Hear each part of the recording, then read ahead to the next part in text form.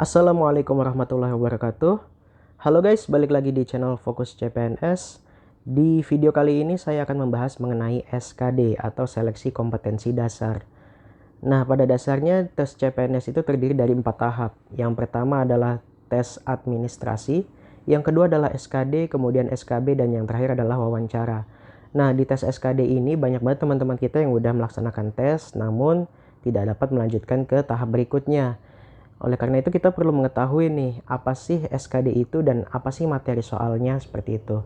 Walaupun di tahun 2022 CPNS nggak jadi diadakan ya, tapi teman-teman nggak ada salahnya untuk persiapan masuk ke CPNS di 2023. Atau buat teman-teman yang mau masuk sekolah kedinasan, salah satu syarat masuk sekolah kedinasan kan lulus SKD ya.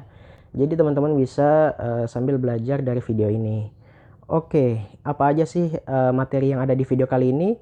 Yaitu kita akan membahas apa itu SKD, kemudian apa aja materi soal SKD, kemudian jumlah soal dan waktu pengerjaan, bagaimana penilaian dari SKD, kemudian nilai ambang batas dari SKD, dan juga simulasi penilaian SKD. Apa sih itu SKD? SKD itu berdasarkan Permenpan RB nomor 27 tahun 2021 tentang pengadaan pegawai negeri sipil pasal 1 ayat 13. Seleksi kompetensi dasar yang selanjutnya disingkat SKD adalah seleksi yang mengukur kemampuan dan karakteristik dalam diri seseorang berupa pengetahuan, keterampilan, dan perilaku yang menjadi ciri-ciri seorang PNS Republik Indonesia. Jadi SKD ini intinya adalah tes ya untuk mengukur kemampuan dan karakteristik. Nah, gimana cara mengukur atau menyeleksi itu? Kita bahas materi soal SKD. Materi soal SKD ini yang terbaru itu ada di keputusan Menpan RB nomor 1023 tahun 2021 ya. Di sini tes SKD itu ada 3, yaitu tes wawasan kebangsaan, TWK, tes intelijensia umum, TIU, dan tes karakteristik pribadi, TKP. Secara umum tes ini tidak ada perubahannya dari tahun-tahun sebelumnya, masih 3 tes seperti ini. Kemudian untuk materi soal SKD yaitu TWK, itu poin-poin yang akan ditanyakan atau dimasukkan ke dalam soal adalah poin-poin mengenai nasionalisme, integritas, bela negara, pilar negara, dan bahasa Indonesia. Sedangkan untuk TIU ini condong kepada kemampuan verbal, numerik, dan figural ya. Dan untuk TKP itu ada soal pelayanan publik, jejaring kerja, sosial budaya, teknologi informasi dan komunikasi, profesionalisme, serta yang terbaru adalah anti radikalisme. Kita masuk ke pembahasan TWK, tes wawasan kebangsaan. Apa aja sih poin-poin soalnya? Yang pertama adalah Pancasila dan ideologi. Soal-soal yang kemungkinan keluar adalah jenis-jenis ideologi, sejarah ideologi Pancasila, nilai-nilai Pancasila, pengamalan Pancasila, dan lain-lain. Kemudian untuk yang kedua adalah hukum dan konstitusi norma. Contoh soal yang akan keluar adalah macam-macam norma, konstitusi yang berlaku di Indonesia, sejarah perumusan Undang-Undang 45, sistem hukum dan peradilan nasional, serta sumber hukum ya. Kemudian demokrasi dan kedaulatan rakyat. Teman-teman pelajari bagaimana bentuk pemerintahan apa saja yang ada di dunia ini. Kemudian mempelajari tentang demokrasi, apa saja undang-undangnya, Bhinneka Tunggal Ika, dan pemilihan umum. Kemudian teman-teman pelajari mengenai HAM dan hubungan internasional, mulai dari pengertian HAM, penegakan HAM, macam-macam HAM, hak dan kewajiban warga negara, lembaga HAM di Indonesia, organisasi internasional, dan lain-lain. Seperti itu ya. Kemudian ada soal mengenai otonomi daerah. Teman-teman pelajari peran daerah dalam membangun wilayahnya, hubungan antara pemerintah pusat dan daerah, undang-undang otonomi daerah, dan lain-lain. Kemudian penyelenggaraan negara dan pemerintahan. Teman-teman bisa mempelajari lembaga-lembaga negara yang ada. Kemudian wewenang pemerintah pusat dan daerah seperti apa, kemudian sistem ketatanegaraan seperti apa, dan lain sebagainya. Kemudian muncul juga materi globalisasi. Bagaimana teman-teman bisa mengetahui dampak positif dan negatif dari globalisasi, kemudian politik luar negeri Indonesia itu seperti apa, dan lain-lain. Kemudian ada materi menjaga keutuhan NKRI. Teman-teman pelajari sejarah berdirinya Indonesia, bagaimana keberagaman di dalam masyarakat, bagaimana Bhinneka Tunggal Ika, dan lain-lain. Teman-teman juga pelajari Undang-Undang 1945, terutama di pasal-pasalnya dan juga amandemennya, kapan diamandemen, berapa kali diamandemen, seperti itu. Kemudian sejarah kemerdekaan hingga reformasi, dan juga pengetahuan umum dasar. Pada dasarnya di tes wawasan kebangsaan ini materinya itu adalah gabungan dari pelajaran IPS dan PKN, seperti itu ya. Yang sulit di sini adalah kita mesti recall kembali pelajaran kita yang terdahulu, pelajaran-pelajaran sejarah dan juga PKN. Kesulitannya adalah untuk menghafal, seperti itu ya. Jadi ini jangan dipelajari saat mendekati waktunya tes SKD ya. Ini harus dipelajari jauh-jauh hari. Jadi nggak ada salahnya untuk belajar TWK dari sekarang untuk mungkin persiapan CPNS 2023 ya. Yang kedua, kita akan mempelajari TIU atau tes intelijensia umum. Materinya itu ada sinonim dan antonim ya, bagaimana kita mencari sinonim atau persamaan dan antonim atau perbedaan suatu kata. Kemudian ada analogi kata. Kemudian ada kelompok kata. Kita kelompokkan kata-kata mana yang sesuai dengan kelompoknya, mana kata yang tidak termasuk kelompok, seperti itu. Kemudian ada pemahaman bacaan. Jadi nanti ada soal cerita. Kemudian ada EYD, ejaan yang disempurnakan. Memilih kata mana yang sesuai dengan EYD. Kemudian ada kemampuan berhitung. Kemudian ada deret bilangan dan huruf. Jadi nanti teman-teman mendapatkan soal semacam suatu deret bilangan dan menentukan bilangan apa saja setelah deret tersebut, atau juga bisa huruf, seperti itu ya. Analisis soal cerita. Jadi nanti akan ada soal cerita, kemudian teman-teman diminta untuk menganalisis bagaimana kesimpulan atau penyelesaian dari soal cerita tersebut. Penalaran logis, ini nanti teman-teman akan diberikan suatu pernyataan atau bisa dibilang premis, bagaimana logikanya dari premis itu menjadi suatu kesimpulan. Penalaran analitis, jadi nanti teman-teman diminta untuk menalarkan dan menganalisis dari sebuah pernyataan atau premis-premis. Kemudian kita ke TKP yang terakhir, tes karakteristik pribadi. Oh ya, sebelumnya di tes TWK dan TIU itu tesnya berupa pilihan ganda. Sedangkan di TKP ini tesnya adalah bagaimana mengukur kita untuk melakukan suatu sikap yang terbaik. Jadi nanti kita diberikan 5 pilihan dari suatu pernyataan, sikap mana yang kita pilih sebagai sikap kita yang terbaik, seperti itu. Ada sikap mengenai integritas diri ya, bagaimana seorang PNS memiliki integritas diri yang tinggi. Kemudian semangat berprestasi, bagaimana seorang PNS mempunyai semangat berprestasi. Kemudian ada tes kreativitas dan inovasi, bagaimana kita bisa mengambil sikap atau memiliki sikap yang kreatif dan inovasi yang tinggi atau besar. Kemudian sikap orientasi pada pelayanan, ada orientasi kepada orang lain. Jadi bagaimana kita bersikap untuk melayani orang lain, karena pada dasarnya PNS itu kan pelayan masyarakat. Jadi bagaimana sikap terbaik kita dalam pelayanan kepada orang lain. Kemampuan beradaptasi, bagaimana kemampuan seorang PNS untuk beradaptasi terhadap perubahannya, baik itu perubahan misalnya penggunaan teknologi informasi, ataupun beradaptasi terhadap perubahan peraturan. Kemudian ada kemampuan mengendalikan diri, bagaimana seorang PNS mampu mengendalikan dirinya. Kemudian ada kemampuan bekerja secara mandiri dan tuntas. Kemudian kemauan dan kemampuan belajar berkelanjutan. Kemauan bekerja sama dalam kelompok, kemudian kemampuan menggerakkan dan mengkoordinir orang lain, dan yang terakhir kemampuan menjaga diri dari sikap dan pemikiran radikal. Jadi ini poin-poin yang akan keluar di tes karakteristik pribadi ya. Bagaimana pribadi kita, apakah memiliki sikap yang terbaik, seperti itu. Kita beralih ke jumlah soal dan waktu pengerjaan.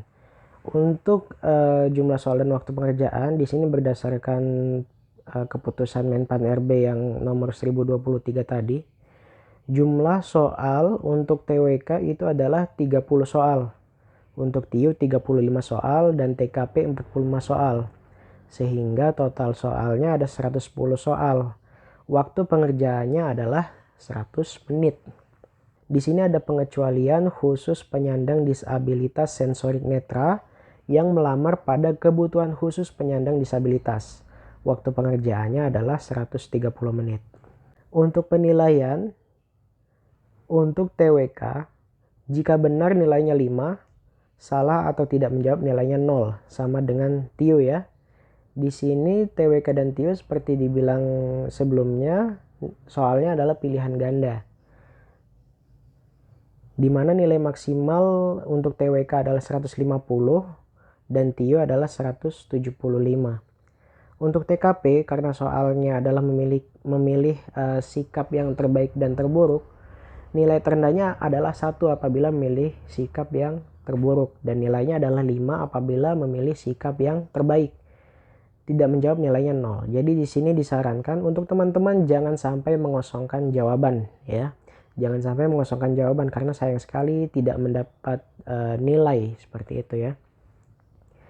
Nilai maksimal dari TKP adalah 225 dan total kumulatif nilai maksimal untuk seluruh materi adalah 550. Untuk nilai ambang batas itu adalah nilai minimal yang harus dipenuhi oleh setiap peserta seleksi.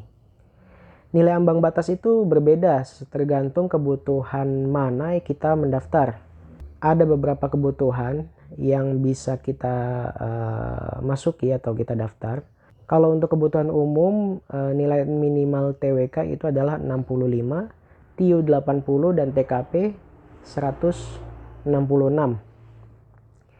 Sedangkan untuk cum laude sampai ke bawah itu nilai TWK dan TKP tidak dilihat ya. Tetapi yang dilihat adalah nilai TIU dan nilai kumulatifnya. Nilai ambang batas bisa teman-teman lihat di tabel di layar ini ya.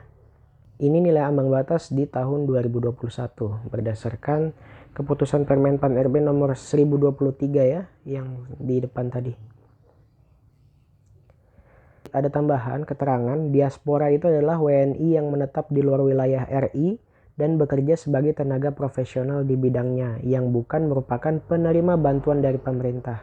Jadi teman-teman yang bekerja di luar negeri itu bisa juga mendaftar CPNS melalui jalur diaspora ya. Ini adalah 92 jabatan tertentu pada kebutuhan umum. Bisa teman-teman lihat sendiri. Jika teman-teman memilih salah satu dari kebutuhan umum ini, maka teman-teman bisa mendaftar di 92 jabatan ini ya, dengan nilai ambang batas seperti yang ada di tabel sebelumnya. Lalu kita masuk ke simulasi penilaian. Bagaimana kita bisa menentukan seorang itu lulus SKD atau tidak. Di sini saya sudah menyiapkan 10 nama ya, nama-nama orang yang mengikuti seleksi CPNS, seleksi SKD. Dengan nilai TWK, TIU dan TKP sudah ada serta kumulatifnya juga sudah ada. Di sini kita awali dengan kebutuhan umum ya. Kita anggap 10 orang ini mendaftar CPNS di kebutuhan umum.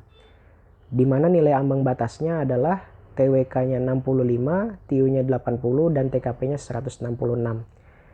Seleksi pertama adalah di TWK. Untuk nama-nama yang TWK-nya di bawah 65 maka gugur seperti itu.